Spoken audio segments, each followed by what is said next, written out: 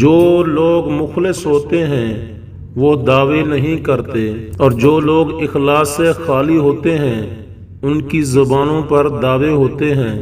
جس لڑائی میں دشمن انسان کے اپنے ہوں وہ انسان لڑائی کبھی نہیں جیت سکتا۔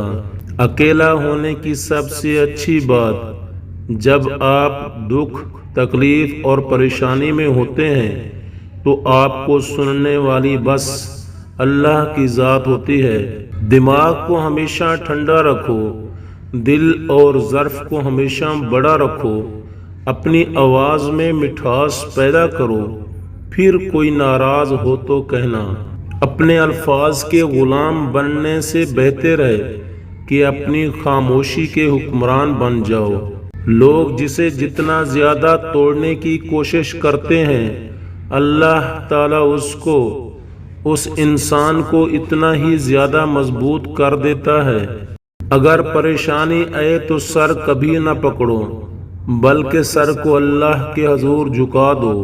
جب غصہ آئے تو رک جاؤ، غلطی ہو جائے تو تھوڑا جھک جاؤ، تو پھر کبھی کوئی مسئلہ نہیں ہوگا۔ چھوٹی چھوٹی باتوں پر شکوے کرنے سے بڑے بڑے رشتے کمزور پڑ جاتے ہیں۔ اگر آپ میں کوئی اچھائی ہے تو اس کو کبھی ثابت مت کریں بلکہ وقت ثابت کرے گا۔ دو چیزیں کسی کو بھی حد میں رہ کر دو، محبت اور عزت، کہیں وہ تمہاری قدر کرنا نہ بھول جائے۔ اپنوں کے ساتھ ایسی لڑائیاں نہ لڑیں کہ لڑائیاں تو آپ جیت جائیں پر رشتوں کو ہار جائیں۔ کامیابی ضرور حاصل کرو مگر پیسے کے لیے نہیں بلکہ اپنی ایک پہچان بنانے کے لیے۔ جس گھر میں مرد موجود ہوں اور وہاں عورت کی حکمرانی ہو وہاں رشتہ کبھی مت کرنا۔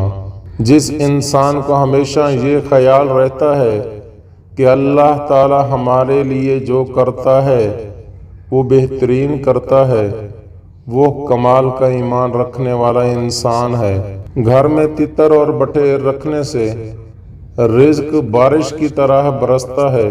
اگر آپ کو اچھی اور میٹھی گفتگو کرنے کا فن نہیں ہے تو چپ رہا کرو، کیونکہ چپ رہنا بھی اتنا ہی بڑا کام ہے جتنا کہ بولنا۔ سکون اور خوشی دو ایسے عطر ہیں جن کو جتنا زیادہ آپ دوسروں پر چھڑکیں گے اتنی ہی زیادہ خوشبو آپ میں سے آئے گی۔ کوئی بلا وجہ آپ سے دشمنی پر اتر آئے تو مان لیجئے آپ کے اندر ضرور کچھ خاص چیز ہے جو سامنے والا حسد کر رہا ہے۔ رزق کے پیچھے عزت کا سودا نہ کرنا، کیونکہ رزق تو انسان کو اس طرح تلاش کرتا ہے جیسے مرنے والے کو موت۔ جھوٹے آدمی سے تم بحث کبھی نہیں جیت سکتے، کیونکہ وہ جھوٹ کو بھی اچھے انداز میں بیان کرتا ہے کہ آپ کا سچ بھی اس کے سامنے ماند پڑ جائے گا۔